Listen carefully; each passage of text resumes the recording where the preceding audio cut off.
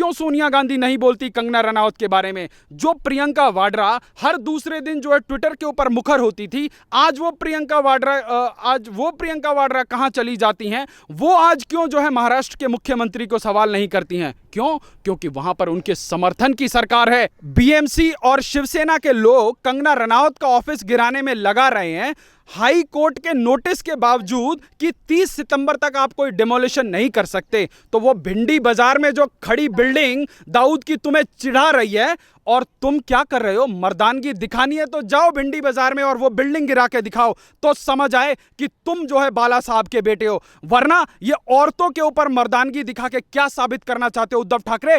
यदि घर में आप शेर की फोटो लगाकर मर्द नहीं बन जाते, आपको इतना ही शौक है तो वो शेर की फोटो उतार दो और कुत्ते की फोटो लगा दो। जो आज तुमने कंगना रनावत के ऊपर हमला किया है, वो एक महिला पर नहीं, इस देश की हर उस बेटी के ऊपर हमला किया है जो राष्ट्रवाद के मुद्दे के साथ खड़ी है, जो देश के साथ खड़ी है, जो अन्याय के साथ लड़ने के लिए मुखर हो रही है। और आज जिस प्रकार से आप लोगों ने, हमने मिलकर इस एक्टिविज्म को चलाया, सुशांत सिंह के जाने के पहले दिन से हम लोग इस आंदोलन में उतरे हुए हैं, और जिस प्रकार से आज रिपब्लिक भारत जो है इस पूरी मुहिम में हम सबके साथ है, सबकी आवाज बना हुआ है, और ये लोग उनको दबाना चाहते हैं, ये लोग जांच को जो है भटकाना चाहते हैं।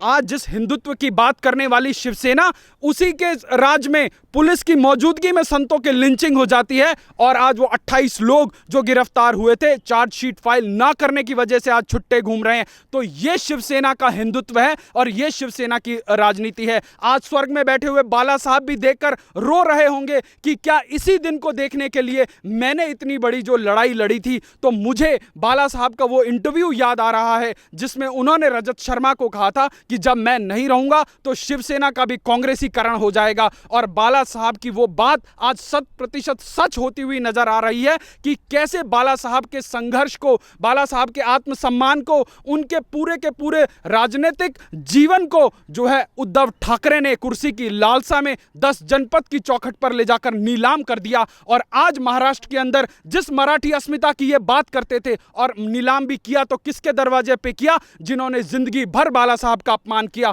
जिन्होंने जिंदगी भर जो है वीर सावरकर का अपमान किया, और यही मराठी अस्मिता की जो ठेकेदारी लेके घूमते थे। 3 दिन पहले महाराष्ट्र का गृह मंत्री छत्रपति वीर शिवाजी महाराज का पूरा नाम नहीं ले सकता, और ये लोग मराठी अस्मिता की बात करते हैं। शर्म आनी चाहिए।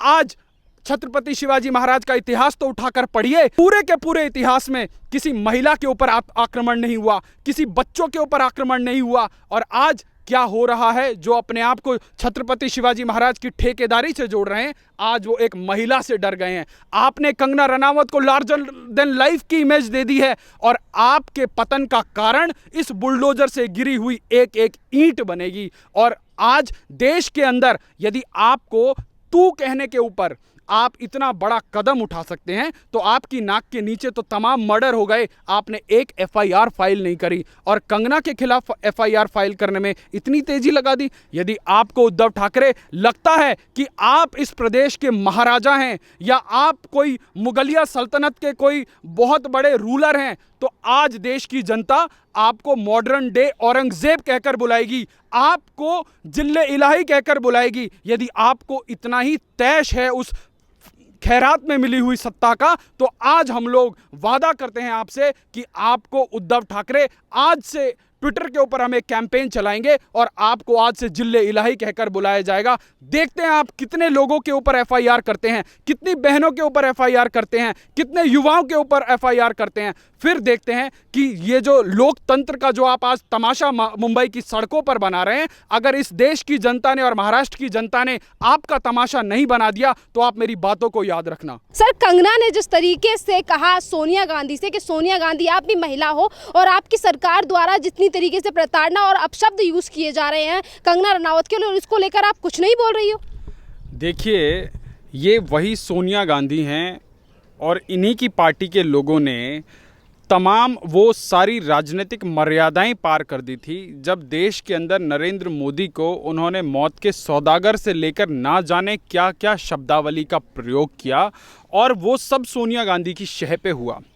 आज उसी मुंबई के अंदर जिस महाराष्ट्र में इन लोगों के समर्थन से एक लूली लंगड़ी सरकार चल रही है, वहाँ एक पत्रकार को जो है इनको इनके नेटिव नाम से बुलाने पर, जो नाम इन्होंने चुनाव आयोग को अपने हलफनामे में दिया है, एंटोनियो माइनो बुलाने पर इनकी सरकारों द्वारा उस आदमी पर सैकड़ों जो है एफआईआर दर्ज करा दी गई।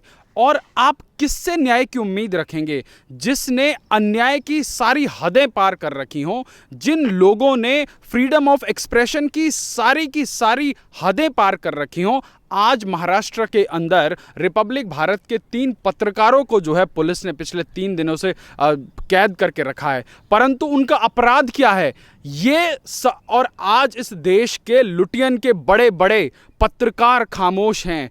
आज 2014 के बाद से जब इस देश के अंदर सत्ता का परिवर्तन हुआ, तब इस देश के अंदर देश के बुद्धिजीवियों ने एक नया टर्म गढ़ दिया कि इंटॉलरेंस हो रहा है, यहाँ पे हिटलर शाही हो रही है, और देश के सबसे लोकप्रिय प्रधानमंत्री को क्या कुछ नहीं बोला गया। इन्हीं ठाकरे बाप बेटों ने क्या कुछ नहीं बोला 2014 के विधानसभा के चुनावी रैलियों के दौरान। उस वक्त किसी को शुचिता याद नहीं आई, किसी को राजनीति के मायने, किसी को राजनीति की जो परंपराएं हैं वो किसी को याद नहीं आई, कि आपको किस सीमा के अंदर रहकर विरोध करना है वो याद नहीं आया। लोगों ने देश के प्रधानमंत्री को भी नहीं छोड़ा।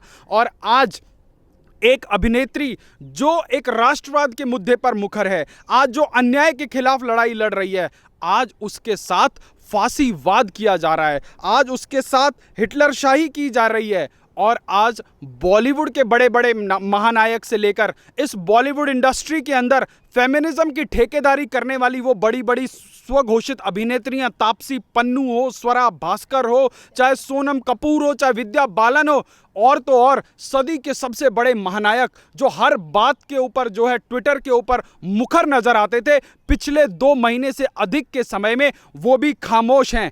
फर्ज कीजिए आज इसी महाराष्ट्र के अंदर आज यदि भारतीय जनता पार्टी की सरकार होती, या किसी महेश भट्ट या खान गैंग के किसी हीरो के घर में बीएमसी का एक नोटिस मात्र चिपका दिया होता, तो मैं आपको दावे के साथ बताता हूं कि ये सब बॉलीवुड के लोग आज मुंबई की सड़कों पर उतरकर मुहर्रम कर रहे होते। परंतु आज कंगना रनौत की बारी है। आज कंगना रनौत को मुंबई हाईकोर्ट के आदेश के बावजूद जो है अपनी दादागिरी दिखाने के लिए, अपनी मर्दानगी साबित करने के लिए उद्धव ठाकरे बीएमसी को आगे करके उसके घर को जो है बुलडोज कर देते हैं, उसके ऑफिस को बुलडोज कर देते हैं। तो आज उद्धव ठाकरे आपको ये समझना पड़ेगा कि इसी मणिकर्णिका के मलबे से नए महाराष्ट्र का उदय होगा, एक नई राजनीतिक विचारधारा का उदय होगा। और ये जो तुम्हारी गुंडागर्दी की सरकार है, जो ये लूली लंगड़ी कांग्रेस और एनसीपी की वैशाखियों पर झूलती हुई सरकार है, इसका अंत बहुत निश्चित है। क्योंकि आज आपने एक ऐसी वीरांगना को ललकारा है, आज आपने महिलाओं की अस्मिता पर चोट पहुंचाई है, और आज बड़ी से बड़ी महिला जो नेत्री हैं वो चुप हैं। क्यों सोनिया गांधी नहीं बोलती कंगना रनौत के बारे में? जो प्रियंका वाड्रा हर दूसरे दिन जो है ट्विटर के ऊपर मुखर होती थी, आज वो प्रियंका वाड्रा कहां चली जाती हैं? वो आज क्यों जो है महाराष्ट्र के मुख्यमंत्री को सवाल नहीं करती हैं? क्योंकि वहां पर उनके समर्थन की सरकार है, वहां पर उनके एजेंडे की सरकार है। तो ये जो आज राजनीति से लेकर बॉलीवुड के जो बड़े बड़े मठाधीश हैं, चाहे वो जर्नलिज्म के बड़े बड़े मठाधीश हैं, आज सब के सब मौन हैं, सब के सब गौण हैं। और ये सब लोग आज मुंबई की सड़कों पर होते हुए तमाशे को तमाशाबीन बनकर देख रहे हैं, और इतिहास इन लोगों को कभी माफ नहीं करेगा।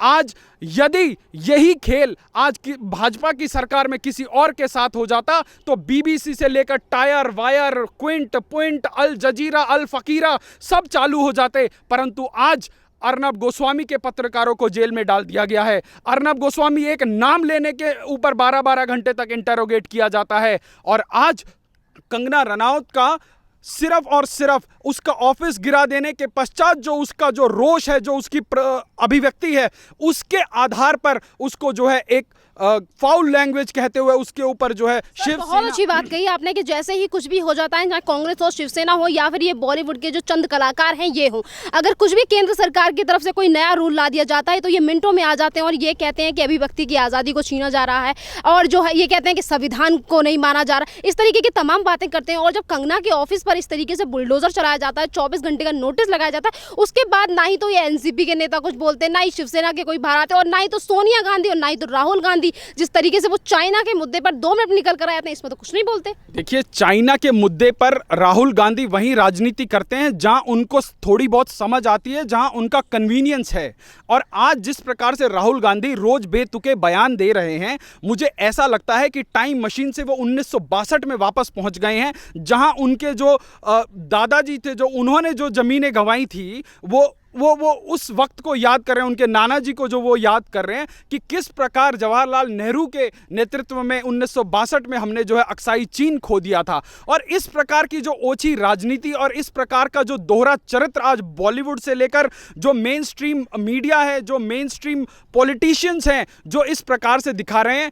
आप देखिए, इसी देश के अंदर जब केंद्र की सरकार कोई कानून लेके आती है जिससे इस देश के अल्पसंख्यकों का कोई लेना देना नहीं होता, तब आप पाएंगे ये बॉलीवुड के बड़े बड़े अभिनेता उस प्रोटेस्ट में शामिल होकर देश की जनता को भड़काते हुए पाते हैं। पर आज उसी फ्रेटर्निटी के अंदर से, उसी फिल्म फ्रेटर्निटी के अंदर से एक लड़की जो राष्ट्रवाद के मुद्दे पर मुखर है, आज उसने क्या किया? आज उसने इसी फिल्म इंडस्ट्री के लोगों को आईना दिखाने का काम किया। आज वो किसके बारे में बोल रही है? जो अपने ही देश के अंदर रिफ्यूजी होकर घूम रहे कश्मीरी पंडित, आज वो उनकी बात करती है। आज इंडस्ट्री के अंदर जो गड़बड़ झाला चल रहा है, किस प्रकार का नेपोटिज्म चल रहा है, किस प्रकार का कैरेक्टर असैसिनेशन होता है, आप देखिए। आज वो सुशांत सिंह राजपूत जो हमारे बीच में नहीं हैं, जो मर चुके हैं, उनके ऊपर कुछ भी बोल देने से वो अपना पक्ष नहीं रख सकते। आज इस देश में पीआर एजेंसीज के माध्यम से, बड़े बड़े सेलिब्रिटीज के माध्यम से, ब्लू टिक वाले इंस्टाग्राम और ट्विटर हैंडल्स के माध्यम से 500 करोड़ रुपए का बजट, आप सोचिए एक मरे हुए व्यक्ति का, और आप उसको कितना मारेंगे? आज उसका तो कैरेक्टर असैसिनेशन हो ही रहा है। वो मरने के बावजूद भी पल पल मारा जा रहा है उसको, और उसके परिवार को भी नहीं बख्शा जा रहा। एक लास्ट क्वेश्चन कि जिस तरीके से शिवसेना के नेताओं की इस केस को लेकर राजनीति रही है, चाहे वो संजय राउत हो, अनिल देशमुख हो या फिर उद्धव ठाकरे हो, इसके बाद ये भी बात है कि जैसे संजय राउत के भाई, एक तरफ संजय राउत इस तरीके की वो जो कंगना को लेकर तमाम तरीके की बातों का इस्तेमाल करते हैं, अभद्र टिप्पणी लेकर उनको करते हैं, और यहाँ पर जो इनके भाई हैं सुनील राउत, वो भी डिस्ट्रीब्यूटर हैं, उन लोगों को धमकाते हैं। तो ये गुंडागर्दी जो चल रही है शिवसेना की, आखिरकार शिवसेना की यहाँ पे जरूरत ही क्या है? देखिए, जिनके पिता दाऊद से लड़ने के लिए जाने जाते थे, आज उनके बच्चे दाऊद के गुर्गों की तरह काम कर रहे हैं। आज बीएमसी की जो बात हो रही है, आज बीएमसी के अंदर 40,000 से ज्यादा फाइलें इलीगल ऑक्यूपेंसीज की हैं, इलीगल कंस्ट्रक्शन की हैं। तो आज जितनी तेजी